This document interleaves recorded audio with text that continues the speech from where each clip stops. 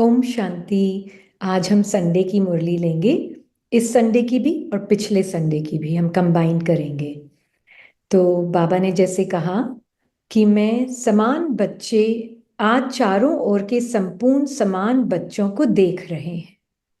समान बच्चे ही बाप के दिल में समाये हुए हैं। समान बच्चे, हाँ, जो अपने आप को कम समझते हैं वो नहीं, जो समान मन अपने आप को जान चुके हैं कि वो बाप समान, मतलब वो बाबा की ही एक्सटेंशन है। अगर वो समझ गए इस बात को तो फिर वो दिल में समाये हुए हैं, है ना। समान बच्चों की विशेषता है वह सदा निर्विघ्न, निर्विकल्प, निर्माण और निर्मल होंगे। राइट? ऐसी ऐसे बच्चे सदा स्वतंत्र होते हैं, किसी भी प्रकार के हद के बंधन में बंधायमान नहीं होते। इसलिए सबसे पहली स्वतंत्रता है देहभान से स्वतंत्र। अभी इतना ब्यूटीफुली बाबा समझा रहे हैं कि निर्विघ्न, निर्विकल्प, निर्माण और निर्मल होंगे। तो निर्विघ्न क्या है? ऐसा तो नहीं कि विघ्न नहीं आएंगे, पर विघ्न विघ्न नहीं लगेंगे। क्योंकि विघ्न क्या है? Thoughts, feelings, sensations. ये आज बहुत उसी से ये पर्सन बना हुआ है। राइट? वो ही मैं लगती हूं मुझे। राइट? निर्विघ्न मतलब वो अब जैसे जैसे वो जैसे कि कैंडल मेल्ट नहीं होती है, वैसे जैसे ही मैंपन खत्म होता है इन टेम्पररी हद के संकल्पों से, मैंपन खत्म होता है। खत्म मीन्स मैंपन, ये मैं नहीं हूं लगता है, ये मैं नहीं। जैसे लास्ट संडे की मुरली में भी बाबा ने बोला था मैं नहीं। ये थॉट मेड आइडेंटिटी डिसॉल्व होने लगती है कैंडल की तरह, है ना। जैसे कैंडल के अंदर हम एक रोशनी, वो बोलते ना, एक फ्लेम जगाते हैं, फ्लेम लगाते हैं तो वो पिघालने लगती है वैक्स को। राइट? तो फ्लेम लगाना मतलब परमात्मा की याद, और वैक्स मतलब पर्सनल आइडेंटिटी। तो जैसे परमात्मा की याद होती है, उसमें से ये जो थॉट्स हैं वो जो एक मैंपन का भूत है वो डिसॉल्व होने लग जाता है, और उससे पर्सनल आइडेंटिटी डिसॉल्व होने लग जाती है। तो ये ही निर्विघ्न मतलब अब वो संकल्प हद के आएंगे भी तो वो विघ्न नहीं लगेंगे। राइट? तो देहभान से स्वतंत्रता मतलब क्या? तो आज हम किसी से मिलते हैं तो सबसे पहले तो हम अपने आप को ही, अपनी बॉडी माइंड समझकर चलते हैं। जैसे मैं दिख रही हूं, मेरा नाम, मेरा रूप, मेरा वजन, मेरी नेशनैलिटी, मेरी उम्र, ये मैं लगती हूँ, है ना। मेरी स्किन मेरा मेरा लुक, ये सब मैं लगती हूँ मुझे। राइट? बैंक बैलेंस, ये सब मैं लगती हूँ मुझे। राइट? मेरे थॉट्स, और थोड़ा और सूक्ष्म जाएं तो मैं मेरे थॉट्स हूँ, फीलिंग्स हूँ, इमोशंस हूँ, सेंसेशंस हूँ। ये आज पहचान है दोनों लेवल्स पर। तो जब किसी से मिलते हैं तो अगर चेक करेंगे तो सबसे पहले क्या रजिस्टर होता है माइंड को? ओ, उन्होंने क्या कपड़े पहने हैं, वो मोटी हो गई कि पतली हो गई, अरे वो काली हो गई कि गोरी हो गई, वो तो बिल्कुल बदल गई है, आज बहुत खुश लग रही है, कल तो बहुत उदास थी। मतलब पूरा माइंड एक जैसे एक फोटो ले लेता है। अब निर्विघ्न मतलब ये नहीं कि ये सब आएगा नहीं। निर्विघ्न मतलब और निर्विकल्प मतलब ये संकल्प सब आएंगे, क्योंकि ये माइंड की कंडीशनिंग है, ये पुराने संस्कार स्वभाव है। राइट? बाबा ने आगे बोला है दूसरी स्वतंत्रता मतलब पुराने संस्कारों के बंधन में भी नहीं होंगे। तो ये संस्कार तो आएंगे जिनके आधार पर ऐसे ऐसे संकल्प भी आएंगे। राइट? तो जो निर्विघ्न है और निर्विकल्प है, वो वैक्स की उसकी मेल्ट हो जाती है, क्योंकि उसकी लाइट, उसकी परमात्मा ही जला रहा है उस कैंडल को। हाँ, तो वो लाइट अगर अपने आप को, मतलब नोइंग लाइट, ऐसे ही फिजिकल लाइट की बात नहीं कर रहे हम, नोइंग लाइट, है ना। तो वो नोइंग लाइट, नोइंग बीइंग, जो कि परमात्मा, सभी मनों के अंदर जो लाइट फील होती है, लिविंग फील होता है, वो परमात्मा की लाइट है। तो वो परमात्मा की लाइट, हर जो मन इस तरीके से देखने के लिए रेडी है कि संकल्प मैं नहीं, कर्मेंद्रियों की भी हदें मैं नहीं, ये जो थॉट ने बोला, उसका बॉडी को भी देखा, उसके रूप रंग को भी देखा, उसकी नेशनैलिटी को भी देखा, फिर उसके साथ 10 कहानियां भी आई, उसको भी देखा, उस पुराने संस्कार की नैरेटिव में, कहानियों में नहीं फंसेगा, तो वो निर्विघ्न है ना। तो विघन आया मतलब ऑब्स्टिकल, मतलब ऑब्स्टिकल नहीं बोलूंगी मैं उसको, एक अपॉर्चुनिटी आई ये चेक करने के लिए मैं कितनी निर्विघ्न हूं, है ना। और जैसे ही वो देखे, पर वो मुझे अपने लगे ही नहीं, क्योंकि मैं ही नहीं, बाबा ही देख रहा है सब कुछ। तो बाबा के लिए कैसे हैं वो संकल्प। तो वो थॉट्स आए भी, किसी से मिली और वो थॉट्स आए, तो जैसे देखूंगी बाबा कैसे देख रहा है ये, अच्छा पुराने संस्कार के आधार पर आए कि मोटी हो गई, पतली हो गई, काली हो गई, गोरी हो गई, जो भी है सब कुछ आया, बट सत्य क्या है, बाबा को क्या दिख रहा है। तो ऐसे लगेगा कि बाबा को तो ये देहभान क्या है, ये बाबा को तो सेंसेशन जैसे पिघल जाएंगी, वो वैक्स की, जैसे वो पिघल जाएगा अंडरस्टैंडिंग से सब कुछ, राइट। जब सब कुछ पिघल गया, सेंसेशंस भी नहीं रही, एक वाइब्रेशनल एक्टिविटी हो गई, तो उसके साथ उसकी कहानी खत्म हो गई, उसके साथ उसका वजन का, ये माइंड का नरेशन खत्म हो गया, सब कुछ खत्म हो गया, राइट। तो ये है स्वतंत्रता। पर एक चीज और बाबा ने बोली है, निर्माण और निर्मल भी होंगे। तो निर्विकल्प, निर्विघ्न, निर्माण और निर्मल भी होंगे, राइट। तो निर्मल और निर्माण मतलब एक इमोशन आया पुरानी आदत अनुसार, तो निर्मलता और निर्माणता क्या है, मैं उस इमोशन को, मतलब मैं, मतलब कोई मैं नहीं है, क्योंकि कोई मैं नहीं, उसको इमोशन को हटाने में बिजी नहीं होंगे। इमोशन प्रोवोक हुआ पुरानी आदत अनुसार, राइट, पर उसको हटाने में हम बिजी नहीं होंगे, और अटेंशन कहाँ जाएगा, सीधा अंदर रिलैक्स होकर मैं ही खत्म हो जाऊंगी और बाबा रह जाएगा। अब बाबा की संस्कार क्या है, अब वो संस्कार माइंड को चलाएंगे। तो उसमें मुझे ऐसा नहीं है कि मैं सभी से मिलने नहीं जाऊंगी, सबसे मिलने जाऊंगी, सबसे मिलूंगी, सबके साथ सबके बीच में रहूंगी। पर अब इस माइंड बॉडी को चलाने वाला कौन होगा, कौन होगा इस बॉडी माइंड को चलाने वाला, बाबा के संस्कार, बाबा चलाएगा। और बाबा चलाएगा तो कैसे देखेगा, एक बहुत ब्यूटीफुल माइंड के थ्रू ही ग्रैटिट्यूड की फीलिंग आती है, कि इतना अंदर से एक इतना फीलिंग अच्छी आती है कि ऐसा लगता है अगर इस माइंड की जो भी फॉर्म दिख रहा है, इस माइंड के थ्रू, पुराने माइंड के थ्रू यहाँ पर, कितना ब्यूटीफुल है। अगर ऐसा इंटरेक्शन नहीं होता तो ये मरने का मौका नहीं मिलता, है ना। और निर्माणता और निर्मलता वहां से आएगी,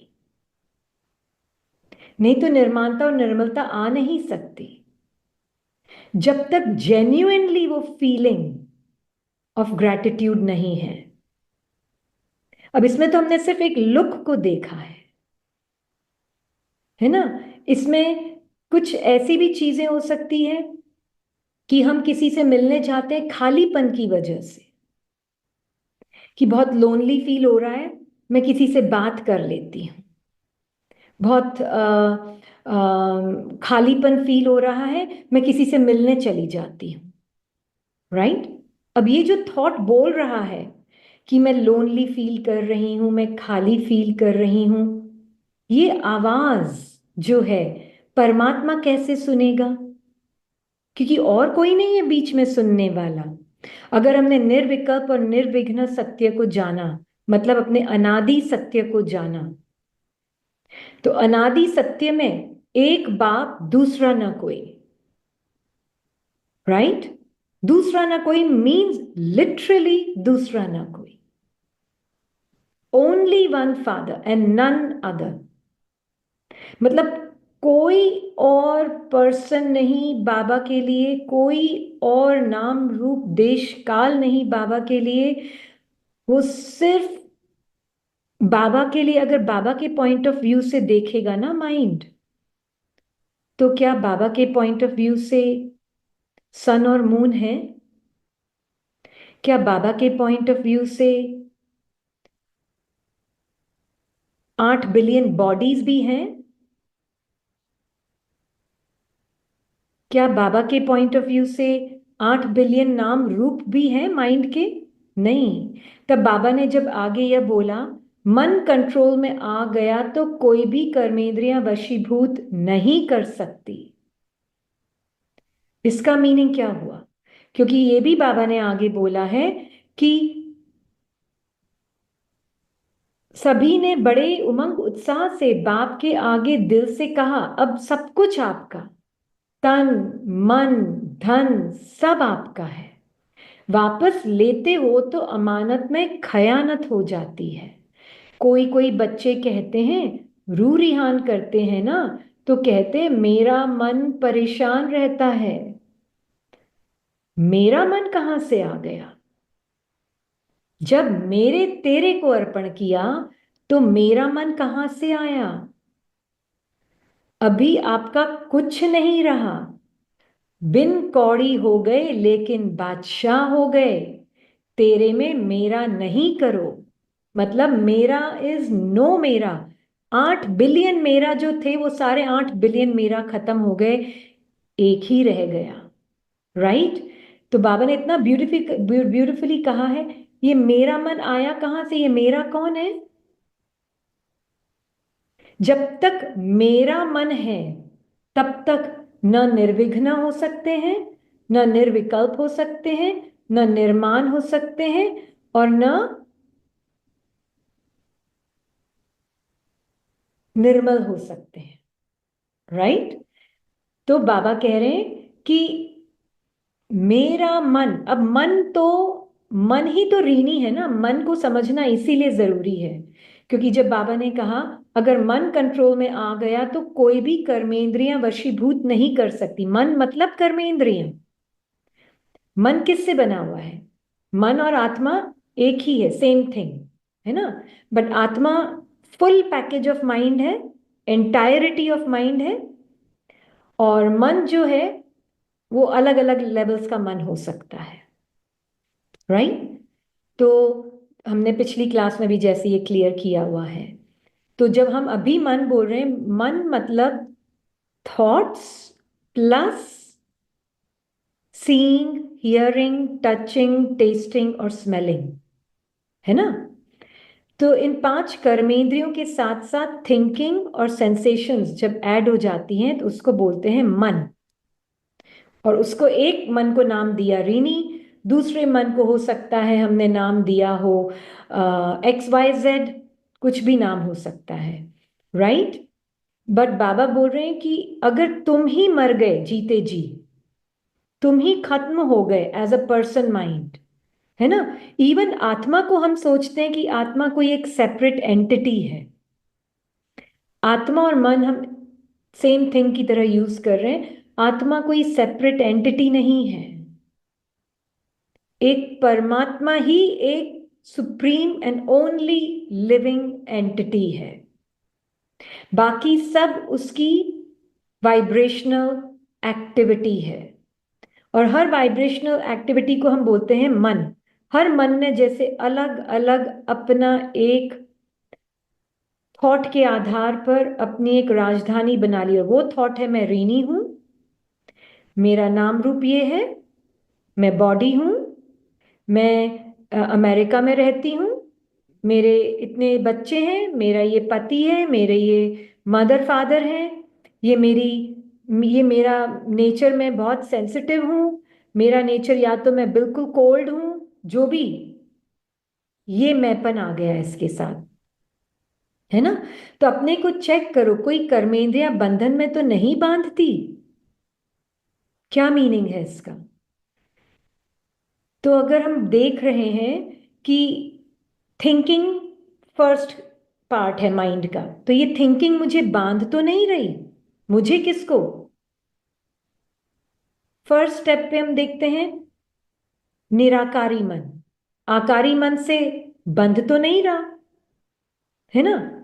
तो निराकारी मन आकारी मन से और साकारी मन से दूर होता है और बिल्कुल निराकार सत्य देखता है, और निराकार देखते ही खत्म हो जाता है, परमात्मा में विलीन हो जाता है। विलीन मतलब प्यार में लीन हो जाता है उसके, राइट।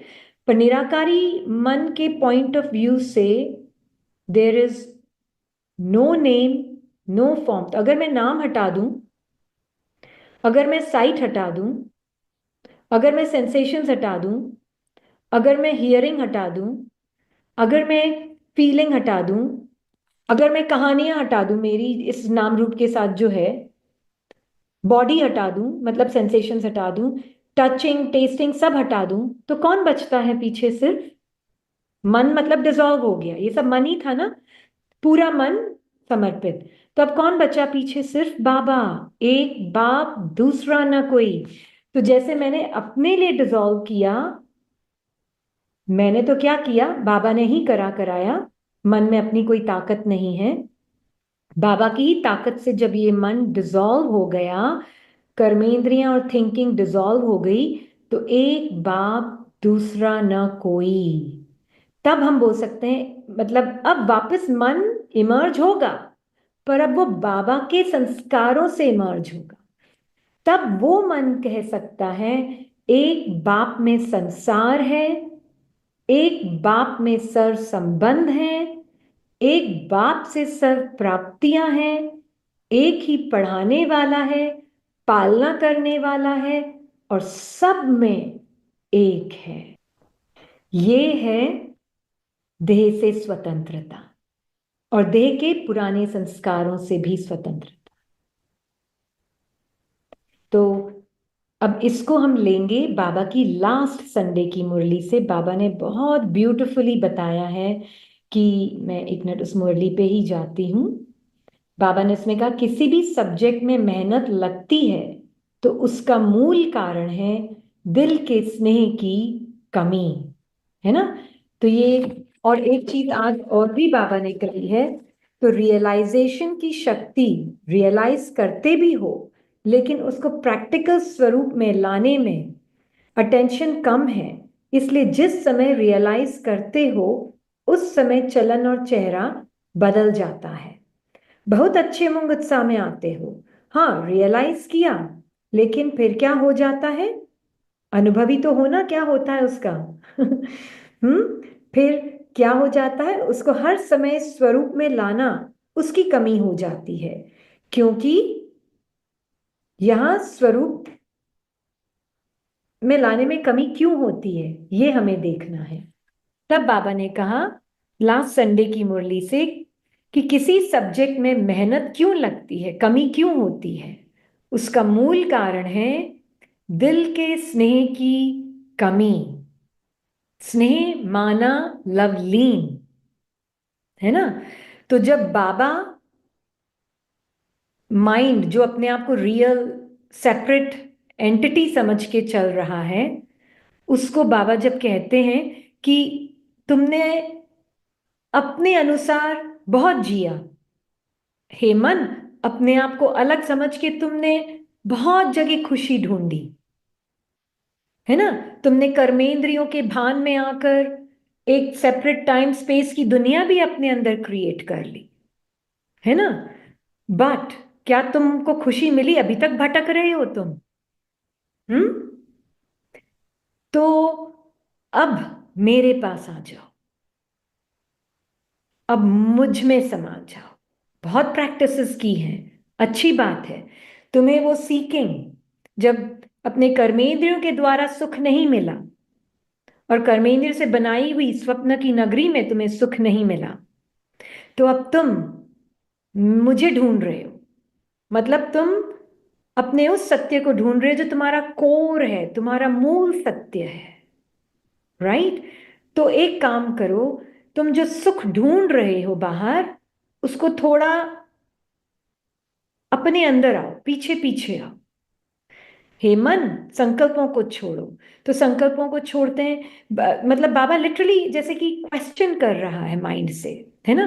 क्योंकि तुमने पूरे अपना जीवन इन्वेस्ट किया इसी होप में कि शायद मैं ये प्रैक्टिस करूंगी, शायद मैं ये इस टीचर से बात करूं या उस स्पिरिचुअल प्रैक्टिस को करूं, या हर चीज में तुम डिसअपॉइंट ही हुए हो आज तक। अभी भी संतुष्टता नहीं है अपने करंट अनुभव से, राइट? तो ये रिकग्नाइज, ये रियलाइज करना, जो बाबा ने बोला ना, रियलाइजेशन की शक्ति प्रैक्टिकल स्वरूप में क्यों नहीं आती है? क्योंकि अभी तक प्रैक्टिसेस जो हो रही हैं वो अपने आप को और सुखी बनाने के लिए हो रही है। इसका अगर हम रियल में मीनिंग देखें, मैं सुख ढूंढ रही, ये प्रैक्टिस करूंगी तो मैं और सुखी और संतुष्ट हो जाऊंगी, ये भान आता है ना? तो इसलिए अंतर्मुखता के कमरे में आ जाना, ये बाबा कहते हैं, राइट? और अंतर्मुखता के कमरे में आना मतलब, जैसे हम देखते हैं ये माइंड्स जिसको हम दादियां बोलते हैं, इनका मेन पुरुषार्थ क्या था? ये नहीं कि मैं और प्रैक्टिस करूं, मैं और मेहनत करूं। किसी ने देखा आज तक दादी को? मैं और प्रैक्टिस करूंगी, मैं और मेहनत करूंगी, नो। साइलेंस में अंदर चले जाओ। क्या मीनिंग है उसका? साइलेंस में अंदर चले जाओ मतलब relax, even from practicing mind. क्योंकि ये प्रैक्टिसिंग माइंड भी अगर मोर एंड मोर प्रैक्टिस की जरूरत पड़ रही है, और फिर वो प्रैक्टिसिंग माइंड, अरे दूसरे तो सब इतनी प्रैक्टिस कर रहे हैं तो मैं कहीं पीछे ना रह जाऊं, वो मोर एंड मोर प्रैक्टिस की जरूरत पड़ रही है, मोर एंड मोर मेहनत लग रही है, पर वो संतुष्टता अपने आप से दूर लग रही है, तो हमें समझ जाना चाहिए कि प्रैक्टिस रॉन्ग डायरेक्शन में जा रही है।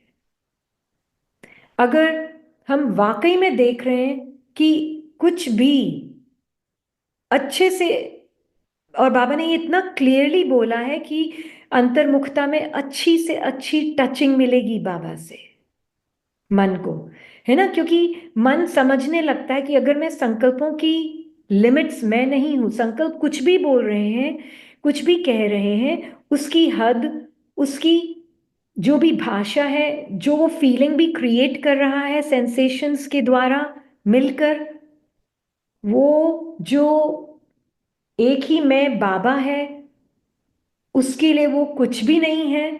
तो फिर मैं कौन बीच में होती हूं? कुछ मैं ही नहीं। तो फिर बाबा को ये सब क्या एक्सपीरियंस होगा? बाबा के लिए तो ये सब नॉन एग्जिस्टेंट है, राइट?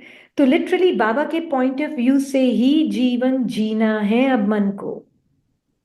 तो फिर खुशी प्रैक्टिस करने के बाद नहीं मिलेगी। जब बोलते हैं ना प्रैक्टिस, ये चेकिंग, डीप चेकिंग है, हाँ, हर माइंड के लिए, कि प्रैक्टिस इसलिए कर रहे हैं, एक तो इसलिए क्योंकि बाकी सब मेरे आसपास कर रहे हैं, इसलिए मैं भी कर रही हूं, कहीं मैं पीछे ना रह जाऊं। तो ये थॉट मन को चला रहा है, राइट? और एक और रीजन है कि प्रैक्टिस मुझे और थोड़ा सुख देगी, मतलब अभी एब्सेंट है वो सुख, इसलिए वो मुझे और सुख देगी, मतलब मेरा सुख फ्यूचर में है, तो मैं एवर रेडी नहीं हूं।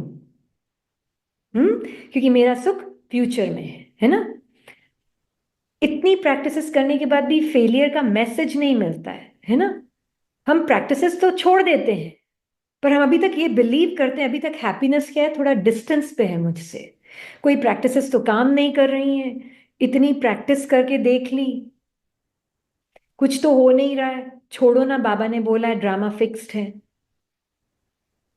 तो हमने मैसेज नहीं लिया फेलियर का, और फेलियर का मैसेज क्या था कि सुख ऑलरेडी अभी है, प्रैक्टिस करने से सुखी नहीं है, संतुष्टता अभी है, नाउ है, मैंने सब कुछ ट्राई कर लिया, तो अभी हैप्पीनेस तो अभी भाई डिस्टेंस पर ही है, बाकी सबको मिलती होगी, मुझे तो नहीं मिल रही।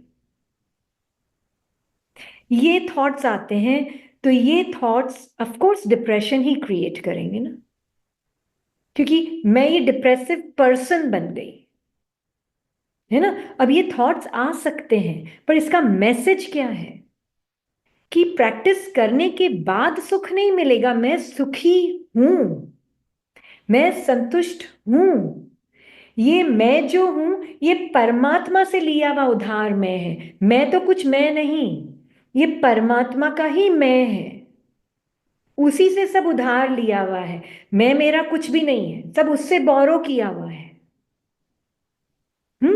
अब वो मन जिसने सब कुछ उससे उधार लिया है, दूर नहीं है बाबा, 24/7 कंपेनियन है माइंड का, राइट। वो क्यों कंपेनियन है माइंड का? क्योंकि उसको पता है माइंड मेरे बिना अंधेरे में है, राइट। उसकी अपनी तो कोई जान है नहीं, और अंधेरा मतलब वो अपने आप को सेपरेट समझकर पुरुषार्थ और नो पुरुषार्थ दोनों में फंस जाता है, राइट। इसलिए आलस्य और अलबेलापन, रॉयल आलस्य और रॉयल अलबेलेपन का मतलब ही ये है कि या तो बहुत बोलेगा क्या फायदा, कोई प्रैक्टिस का रिजल्ट तो निकला नहीं, कोई खुशी तो मिली नहीं, सब करके देख लिया, थक गई मैं तो, एक ये है, ये रॉयल नहीं, ये तो साधारण है आलस्य। हाँ, ये थॉट मेड आइडेंटिटी चला रही है मन को, है ना, थॉट्स ही थॉट्स को चला रहे हैं। और एक है रॉयल अलबेलापन, जिसमें मैं और प्रैक्टिस करूं, वो ओवर कॉशियस हो जाते हैं माइंड्स, अभी तक संतुष्टता नहीं है उनको इस मोमेंट में, इसलिए वो और प्रैक्टिस करते हैं और प्रैक्टिस करते हैं, और संतुष्टता मिले और संतुष्टता मिले, उसके लिए वो है doership. I am the doer of my practices, और मैं एज अ डूअर सुखी होना चाहती हूं, बट एक्चुअल में जो एवर रेडी है उसमें डूअर ऑफ प्रैक्टिसेस भी नहीं है,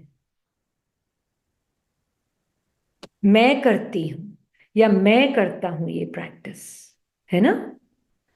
ये मैंपन इवन प्रैक्टिस से खत्म हो जाएगा। क्यों? प्रैक्टिस क्या होगी उसकी? प्रैक्टिस मरने की होगी। क्यों? क्योंकि जब तक, एज लॉन्ग एज मैं कर्ता भाव, मतलब मैं डूअर हूं, तो मतलब जो भी डूइंग हो रही है कि मैं वो डूइंग कर रही हूं, इस होप से हो रही है कि ये किसी दिन काम करेगी, ये डूइंग, राइट। और काम क्या करेगी ये? कि ये जो खुशी जो मैं ढूंढ रही हूं कि, और ये मैं कौन? ये मन, ये थॉट, करंट थॉट, अपने आप को रियल समझकर, पर्सन समझकर खुशी ढूंढ रहा है, सुख ढूंढ रहा है, क्योंकि वो सोच रहा है खुशी अभी जो उसको चाहिए वो अभी एब्सेंट है, अभी वो है नहीं, राइट। वो क्योंकि सोचता है खुशी जो है वो कुछ करने से मिलने वाली है, राइट। एंड खुशी कुछ करके मिल नहीं सकती, प्रैक्टिस भी कर कर मिल नहीं सकती। क्यों नहीं मिल सकती? क्योंकि खुशी जो है, सुख जो है, बीइंग का नेचर है, और जो नेचर होता है वो ढूंढने से, प्रैक्टिस करने से न ज्यादा हो सकता है, न प्रैक्टिस करने से कम हो सकता है, क्योंकि वो नेचर है। फीलिंग नहीं है सुख, फीलिंग नहीं है संतुष्टता, ये है नेचर, ट्रू नेचर बीइंग का, है ना। तो मरना मतलब क्या? हम उसको एक एग्जाम्पल से देखेंगे, मरने का एग्जाम्पल मतलब क्या। क्योंकि बहुत इंपॉर्टेंट है practical day to day life में। जनरली क्या होता है कि एक चीज है जो सबसे सूक्ष्म और बहुत गहरी है, ये सूक्ष्म प्रैक्टिस करने की आदत। कि जो सीकर है, जो ढूंढने वाला, जो सीकर है सुख को या भगवान को, जो ढूंढ रहा है माइंड कि मुझे परमात्मा जैसा बनना है, ये जो बिकमिंग है उस सीकर को बिल्कुल जिंदा रखती है, क्योंकि कॉन्स्टेंटली फ्यूचर में रहता है। फिर वो सीकर वो टाइम और स्पेस के क्रिएशन में रहता है वो सीकर, क्योंकि टाइम मतलब थॉट, राइट? और कहने का मीनिंग है कि मुझे बनना है, मतलब वो अभी थोड़ी और प्रैक्टिस करनी है, मतलब कोई रास्ता चल के पहुंचना है कहीं, राइट? और ये बिल्कुल एकदम जिंदा रखता है डूअर को और थिंकर को। ये बहुत क्लियरली जिसने समझ लिया ना, तो उसके लिए प्रैक्टिस का रूप बदल जाएगा। उसकी प्रैक्टिस होगी मरने की प्रैक्टिस, राइट? तो छोटा सा एग्जाम्पल कि मरना क्या, उसके लिए हम देखते हैं कि सबसे पहले तो ये सत्य पता हो, बाबा ही एक सत्य है और परमात्मा ही हर माइंड में शाइन कर रहा है ना? जो फीलिंग आती है ना, अनकंडीशनल पीस, अनकंडीशनल लव की फीलिंग नहीं, सॉरी, ये जो नेचर फील होता है ना अनकंडीशनल पीस और अनकंडीशनल लव का, वो परमात्मा ने उधार में दिया है। परमात्मा ने मन को दिया है, राइट? और वो ही मन उधार को एक्चुअल में एब्जॉर्ब कर पाएगा जो अपने सेंस ऑफ सेपरेशन परमात्मा से, उससे मर जाएगा, राइट?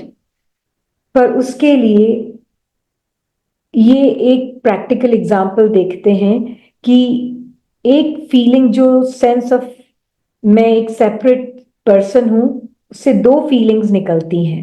एक है सेंस ऑफ कमी और दूसरी है मृत्यु का भय। ये दो फीलिंग्स, और सिर्फ मृत्यु का भय नहीं, रेप्यूटेशन का भय, मेरा नुकसान ना हो जाए उसका भय, कोई इस पर्सनल आइडेंटिटी को अटैक नहीं करे, मतलब पर्सनल आइडेंटिटी को क्रिटिसाइज नहीं करे, सब इसको अप्रूव करे, हाँ ये बहुत अच्छी है ना? कोई डिसअप्रूव नहीं करे, कोई ये ना सोचे मैं अच्छी बीके नहीं हूं, या मैं अच्छी माँ नहीं हूं, मैं अच्छी वाइफ नहीं हूं, या मैं अच्छी फ्रेंड नहीं हूं, मैं अच्छी नेबर नहीं हूं। कुछ भी हो सकता है, राइट? कोई मुझे जज ना करे, ये सब भय। क्योंकि इससे क्या होता है, सेपरेट पर्सनल सेल्फ और उसके साथ जो उसकी दुनिया, दोनों साथ में आती हैं, वो अटैक होते हैं, तो वो कॉन्ट्रैक्ट होकर मरना शुरू हो जाते हैं। पर वो अच्छा नहीं लगता उसको मरना, इसीलिए मरने में मजा आएगा जिसने इस सत्य को जान लिया कि करण करावनहार एक परमात्मा है, और ये जो है माइंड, जिसका नाम दूसरे माइंड्स की भाषा में रिनी है, ये सिर्फ एक थॉट्स, सेंसेशंस और कर्मेंद्रियों का पैकेज है। ये कोई सेपरेट लिविंग एंटिटी नहीं है, ये सिर्फ एक थॉट है ना? ये माइंड एक थॉट है। ये बहुत जिसको क्लियर होगा ना, फिर उसके लिए ये ब्यूटीफुल अनुभवों का ड्रामा, सिचुएशंस और सर्कमस्टांसेस का ड्रामा, उसके लिए एक बहुत ब्यूटीफुल, हम हमेशा बोलते हैं एक ब्लेसिंग होगी, है ना? क्योंकि जो क्रिटिसाइज करेगा, जो डिसअप्रूव करेगा, जैसे कोई कहेगा बहुत काम आपने किया, या बहुत काम ऑफिस में किया, घर में किया, और अगर आपने बिल्कुल वो कर्ता भाव से नहीं किया, वो कर्ता भाव के थॉट्स ही नहीं, क्योंकि सेपरेट पर्सन नहीं हूं मैं, चलाने वाला बाबा ही है इस माइंड पैकेजिंग को। बाकी तो थॉट बोलता है मैं ये हूं नाम रूप, पर वो थॉट से भी आइडेंटिटी नहीं है, तो बीच में कोई कर्ता पर्सन नहीं है। वो मेमोरीज नहीं चला रही हैं उसको, माइंड को बाबा चला रहा है। तो कोई कहेगा, जैसे किसी ने मान लीजिए कहा बहुत कर्म हुआ, हाँ मान लीजिए, और किसी ने कहा ये तो बिल्कुल काम नहीं करती है, राइट? और ये अपना अनुभव ही बता रही है, जैसे किसी ने कहा ये तो बिल्कुल काम, पूरा दिन जैसे कर्म होता रहा होता रहा होता रहा, किसी ने बोला कि ये तो बिल्कुल कर्म नहीं करती है, राइट? मान लीजिए तो ऐसा हुआ, तो ऐसा लगा कि ये तो मेरे दोस्त हैं, ये माइंड्स इस माइंड के दोस्त हैं। क्यों? जैसे देखा ही होगा ना कि स्पोर्ट्स में जैसे बच्चे खेलकर कभी आते थे तो बोलते थे कि बहुत अच्छा गेम हुआ, मैं हार गई पर बहुत अच्छा गेम हुआ, मैंने बहुत कुछ सीखा इस गेम से, कि मेरी जो पावरफुल क्वालिटीज हैं, कि मुझे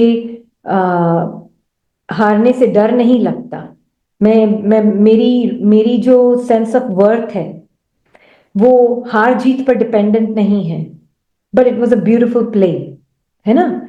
तो वो स्पोर्ट्समैनशिप की बहुत ब्यूटीफुल क्वालिटी है एक, राइट? तो ऐसे ही हमें जीवन में भी लगता है सेम, कि जो जज कर रहे हैं इस माइंड बॉडी के पार्ट को, नाम रूप को जो जज कर रहे हैं, या जो डिसअप्रूव कर रहे हैं, या जो बोल रहे हैं बहुत कुछ जो कर्म हुआ वो कर्म ये तो कुछ करती ही नहीं है, हाँ, तो वो मेरे अगेंस्ट नहीं है, वो मेरे एनिमीज नहीं है, वो माइंड्स, वो भाषा भी उनकी मेरी एनिमी नहीं है। हम वो सोचते हैं कि वो माइंड सोचता है, रिकॉर्डिंग बोल रही है उनकी, वो रिकॉर्डिंग सोचती है वो इस रिकॉर्डिंग को अटैक कर रही है, वो इस पर्सन को अटैक कर रही है, पर क्योंकि यहाँ पे बाबा चला रहा है माइंड को, तो इस माइंड को लगता, माइंड को जैसे बाबा की ही संस्कार चला रहे हैं, तो फिर क्या थॉट्स इमर्ज होते हैं? थिंकर नहीं है उन थॉट्स का कोई भी, पर वो थॉट्स क्या इमर्ज होते हैं कि ये तो मैं इतनी ग्रेटफुल हूं, हमारी थिंकिंग ही डिफरेंट, मतलब हमारी नहीं बोल सकते, पर थिंकिंग ही डिफरेंट होती है, बहुत ग्रेटफुलनेस की फीलिंग आती है। क्यों? क्योंकि वो मदद कर रहे हैं इस सत्य में स्टैब्लिश होने के लिए, कि वाकई में वो सच बोल रहे हैं, कुछ नहीं किया, क्योंकि कोई है ही नहीं करने के लिए यहां, वो झूठ नहीं बोल रहे, वो बिल्कुल सच बोल रहे हैं। किसने किया? मैं तो मैं ही नहीं हूं, तो किसने कुछ किया? किसी ने कुछ नहीं किया। यू आर सो राइट, ये भाव निकलेगा, क्योंकि सिर्फ अंडरस्टैंडिंग ज्ञान की, ये तो पता है इस माइंड को, अंडरस्टैंडिंग ज्ञान की थी, राइट? बट उसको कंप्लीटली अपना बनाने के लिए, उस ज्ञान को, उसको फीलिंग अंडरस्टैंडिंग में लाने के लिए, उस माइंड की रिकॉर्डिंग ने, उस माइंड रिकॉर्डिंग ने इतनी मदद की है, ये दिखाया अनटच्ड है बीइंग करण करावनहार जो है, और तो कोई है नहीं, अनटच्ड है करण करावनहार, न प्रेज टच कर सकती, न ब्लेम टच कर सकता, न क्रिटिसिज्म टच कर सकता, न सक्सेस टच कर सकती, न फेलियर टच कर सकती, क्योंकि जो करण करावनहार है वो उसके बिल्कुल परे है ना? जैसे हमने बहुत पहले भी कई बार एग्जांपल्स दिए, जैसे स्पेस में कोई या लड़ाई कर रहा है या कोई डांस कर रहा है, इट डज नॉट मैटर। क्यों? स्पेस को फर्क नहीं पड़ता है, वो ये नहीं बोलती है स्पेस कि हाँ भाई जो लड़ाई कर रहा है मैं उसको रेजिस्ट करूंगी, या जो डांस कर रहा है मैं उसको गले लगाऊंगी। नो नो, कोई मैटर नहीं करता स्पेस को, स्पेस के लिए ऑल इक्वल, सबके साथ एक समान है, इंटीमेटली एक है सबके साथ। ऐसे ही करण करावनहार बाबा, माइंड की कोई भी एक्टिविटी अब उसका ओनर नहीं है कोई, क्योंकि तो बाबा उससे टच नहीं हो रहा है, पर बाबा उसको जज भी नहीं कर रहा है, रेजिस्ट भी नहीं कर रहा है, और क्योंकि उस माइंड का ओनर अब बाबा है और बीच में कोई सेपरेट पर्सन नहीं है, तो ऐसे लगता है कि इतना दिल से लगता है, और हम मुंह से नहीं बोल रहे हैं, है ना, मुंह से कोई बोलने वाला नहीं है स्पीकर की ओ थैंक यू, पर अंदर से थैंक यू सो मच मेरी मदद करने के लिए। ये थॉट निकलता है, उस थॉट का भी कोई ओनर नहीं है, बस एक थॉट आता है, प्योर थॉट, ऑटोमेटिकली, है ना, जो बोलता है थैंक यू सो मच मेरी मदद करने के लिए, मुझे ये दिखाने के लिए कि मैं मैं मर चुकी मतलब मैं ही नहीं, अब एक बाबा ही चला रहा है, इंडिपेंडेंट हूं, unconditional peace, unconditional joy, unconditional love बहता है। अब ये लव सिर्फ बोलने में नहीं है, ज्ञान की समझ में नहीं है, ये इस इंटरैक्शन में प्रैक्टिकल हो गया है वो लव, है ना। इसके लिए थैंक यू निकलता है, पहले थ्योरेटिकली पता था, पर अब प्रैक्टिकली पता चला कि कितना अनकंडीशनल है ये शांति, ये सुख, क्योंकि बाबा का ही सब कुछ अब मन का है, सब कुछ मन बाबा बाबा ही सब मन को उधार दे रहा है। पहले थ्योरेटिकली पता था आसमान और बादल और ये सब पता था, मैं आसमान हूं और बादल संकल्पों के आ रहे हैं जा रहे हैं, अब पता चला ये आसमान सिर्फ एक करण करावनहार बाबा है ना, और वो सभी मनों का सत्य है, चाहे मनों को पता हो या ना हो, सभी बादलों के पीछे का सत्य सिर्फ एक ही आसमान है। हर बादल भले ही सोचे मेरे पीछे अलग आसमान है, पर नहीं, हर बादल के पीछे एक ही आसमान है। ये पता चला, ये अंडरस्टैंडिंग डीपली अंदर ले जाने के लिए, हे मन, दूसरे मन, आप सबका बहुत बहुत धन्यवाद, क्योंकि हम सभी मनों के पीछे एक बाबा ही है, और सभी मनों को जो रेडी है उसके इस सत्य को लेने के लिए, उधार लेने के लिए उससे, उसके सत्य को बाबा उन सभी मनों को चला रहा है। पर तब तक जो भी मन, जो भी रिकॉर्डिंग्स इस तरफ आ रही हैं, दिल से धन्यवाद, क्योंकि ज्ञान अब प्रैक्टिकल हो गया कि शांति और सुख अनकंडीशनल कैसे है। ये थ्योरी से प्रैक्टिस में लेकर, ये उन मनों का दुआ है हम इस मन के लिए, है ना। और ये मन कोई लिविंग एंटिटी नहीं है मरने के लिए, वो दुआ, वो रिकॉर्डिंग्स इस रिकॉर्डिंग के लिए दुआ बनी, क्योंकि जब ये रिकॉर्डिंग मरी तो फिर बाबा ने चलाया इस मन को, राइट। तो ये है एब्सोल्यूट बाबा करण करावनहार चला रहा है। मेरा मन नहीं कहना, मन मेरा नहीं, क्योंकि मैं, मेरा जो बोल रहा है वो ही नहीं, दिस इज वाई। ठीक है जी, तो मैं वो लाइन वापस जरूर पढ़ूंगी मुरली से, जो बाबा ने कहा कि मेरा मन आया कहां से, जब मेरे तेरे को अर्पण कर दिया तो मेरा मन आया कहां से, अभी आपका कुछ नहीं रहा, बादशाह हो गए ना, तो हो गए ना दिलों के बादशाह, सभी मनों के दिलों के बादशाह, ये है रियल बादशाह, conqueror of hearts, that is a real king, है ना। तो तेरे में मेरा नहीं कर, तो मतलब ये है, जब बाबा बोलते हैं ना तेरे को, मेरे को तेरे में बदल दो, मतलब मेरा बिल्कुल फिनिश्ड, कोई सेपरेट पर्सन नहीं, दिल का बादशाह एक बाबा ही है, आसमान और बादल सारे मन अलग अलग रिकॉर्डिंग्स हैं, आसमान की ही,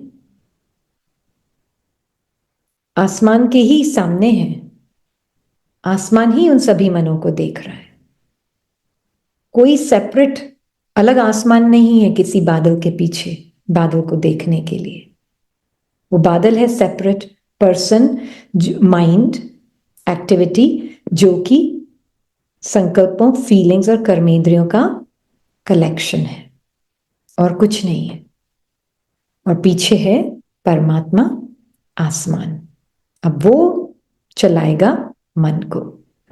ओके जी, थैंक यू। ओम शांति।